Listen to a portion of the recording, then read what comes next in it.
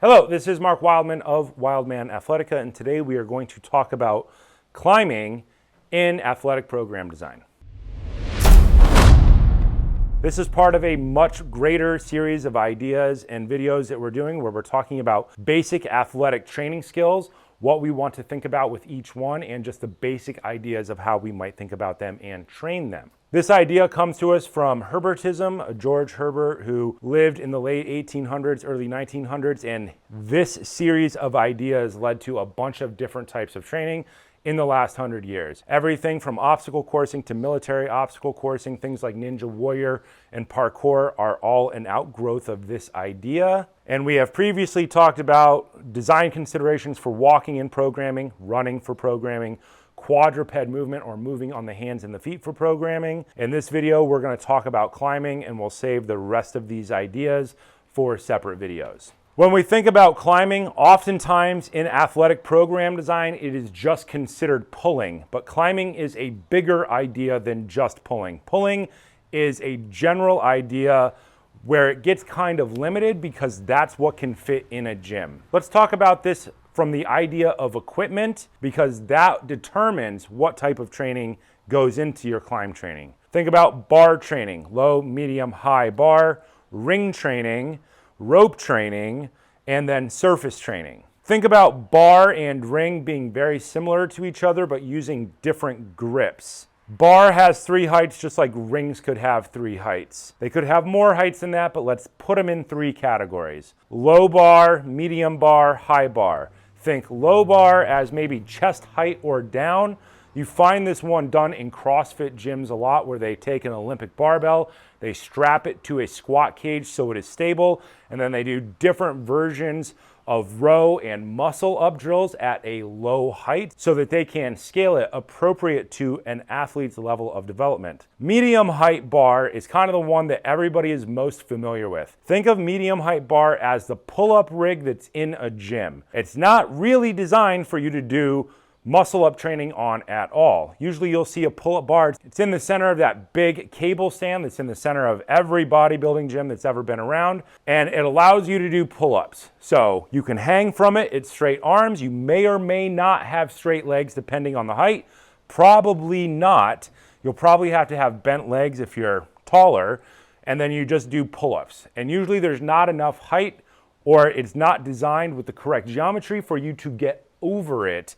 In most cases, there are some people who are very good and who can get over equipment that's not designed to be gotten over, but it's less common. So think medium as the most common setup that people have. And then think high bar. I'm going to define high bar as a bar that you can hang from with a perfectly straight body without your toes or your feet brushing the ground. And then with enough space over the top of it so that you could get to lockout without your head touching anything above you. So high bar is substantially less common because it requires both a high bar, something that is super stable like a Rogue Monster rack, and with enough height overhead for you to get to full lockout, so half your body height above it, 3.5 feet above it without you hitting your head. High bar is the rarest one. And then ring can be done in all of those things as well. In bar, let's think about 3 different grips that you could have. You could have your palms towards you. This would be like a bicep type pull-up. You could have your palms away from you, a classic pull-up setup. And you could have neutral grip, where your thumbs are pointed towards the sky or pointed back towards your body, which is the one that tends to be the easiest on people's shoulders. You tend to see those 3 grips and medium talked about the most because they are the most accessible and they give you a lot of benefit in a small period of time without a lot of danger. A medium bar isn't high enough for people to do dumb stuff if they don't know what they're doing. So that's why it's in most gyms. It's usually an insurance thing and a ceiling height thing. In normal gyms, they don't even want you really deadlifting because it's too loud. So they definitely don't want people doing something like high bar in a normal gym. So only specialized gyms tend to deal with this type of idea. Think about rings as being very similar to bar, but probably almost always coming from a neutral grip. Ring has a couple of different things. It has false grip and some other specialized things to help people get over it. But think about it as being similar to bar in layout.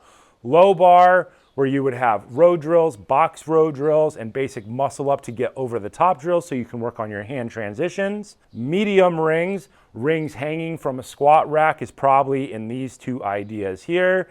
And then high rings. High rings, you have a couple of different versions of that. You have just plain hanging high rings where you need something sturdy enough that you can hang from the rings with straight arms without your feet touching the ground so you can swing, and enough space over the top of your head so you can get to lockout. There are some other really cool versions of rings that cross over into circus training. Flying rings are rings that are connected to a single point so that they will spin. There's also some versions sometimes called Roman rings, same idea, and they're on a very, very high point, high enough that it can swing in an arc.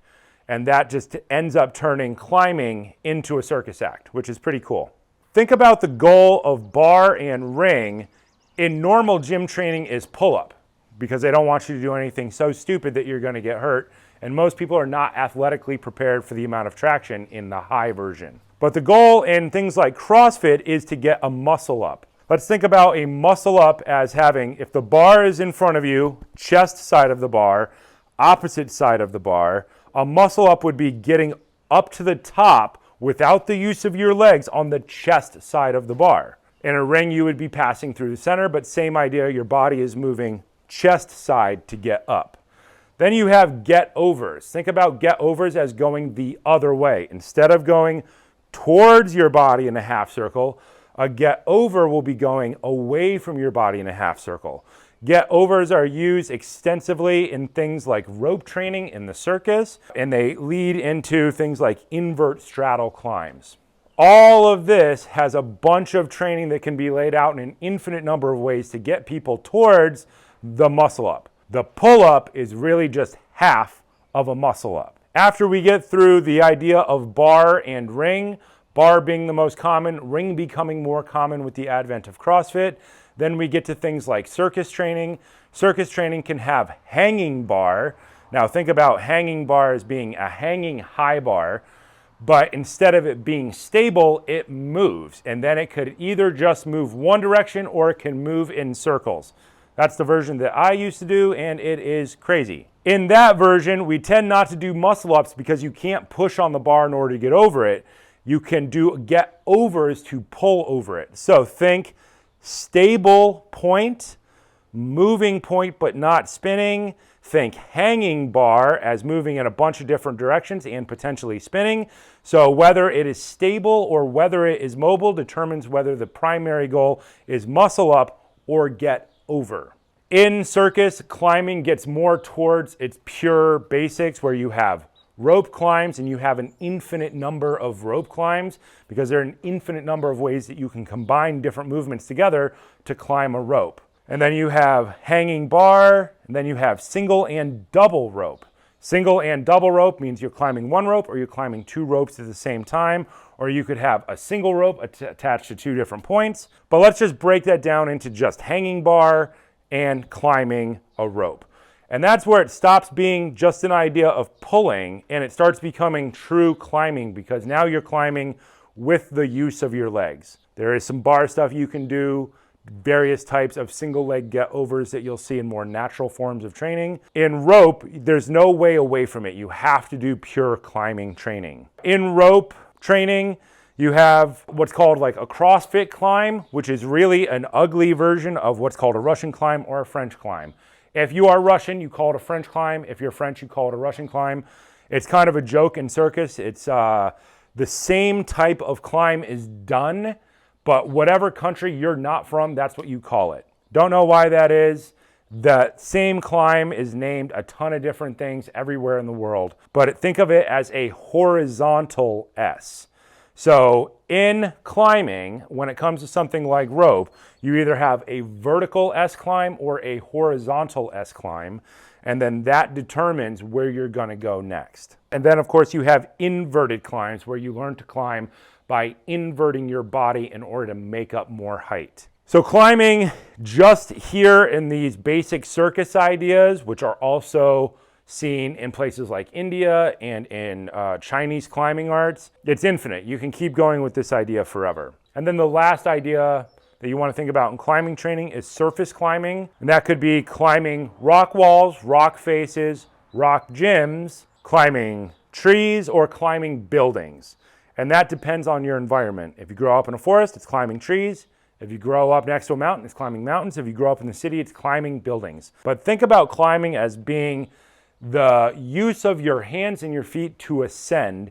And then we want to think about all of those basic ideas inside of that idea. Climbing is just as infinite in program design as something like running is, as quadruped walking is, as walking is. Where people tend to start is medium bar, and they tend to start with pull-ups. Then they tend to go to low bar and they start doing breakdowns of exercises to get them towards muscle ups. Then they tend to go towards high bar, which puts them in muscle ups. People can spend their entire life just doing that and have an adequate amount of basic climbing strength in order to figure out how to do things when it's athletically necessary. If you have different equipment, if you just have a vertical hanging rope instead of a bar setup because it's cheaper or you have access to a high stable point, like in an old barn or a warehouse, then there's an entirely different form of training based on overhand climb, same side, opposite leg, horizontal S, vertical S, inverted climb with spins, and this goes on forever. And then all of those will eventually lead to things like surface climbing, whether it be climbing trees, rock faces, or buildings. Usually people start with medium bar and they start with something simple like bar negatives. Get up on the bar, activate your body, lower yourself down until your arms are perfectly straight, reload, and start over. Probably the simplest possible way to start climbing training is to do negatives off of a stable object. Then you would use something like volume cycles where you do more negatives until you think you've gotten strong enough that you can add load to it, and then you can do loaded negatives, and then you can try to flip it around and do just plain pull-ups. There are a bunch of ways to hang weights off the body. It could be weight vests, it could be backpacks, it could be weight belts, or you could do the classic Russian where you hang a kettlebell off your toe to keep your core engaged and your body tight to generate more tension. Most people are going to stay somewhere in that idea of medium bar volume cycles, and then they're going to work on doing more pull-ups in the same period of time because that's what most people are going to have access to. If you have access to rings, oftentimes the same idea. It would be pull-ups on moving surfaces, a moving neutral grip. You guys let me know if this is helpful to you. Oftentimes things like climbing just get covered in pull-ups, and then nobody ever thinks about this other stuff. But just like all basic human movement, the human body and the human brain can go together to create an infinite number of variables so that you can have an infinite amount of training. I personally love climbing training because I did Circus for 10 years, and I know that just single rope is infinite by itself, and you're never gonna run out of things to do. And it's always going to keep you in shape because it varies forever. The good thing about climbing is it tends to be the opposite of overhead pressing. So if you do something like overhead pressing and you're lifting and carrying, if you do it with kettlebells and you have cross-body stabilization, and then you do something like pull-ups, then your upper body and your spine tend to stay pretty straight for the majority of your life. The second you dump something like climbing out of training, people tend to lose a lot of coordinated skill and muscle mass pretty quickly. So keeping climbing of some version in your training for your entire life is an extraordinarily, extraordinarily good idea.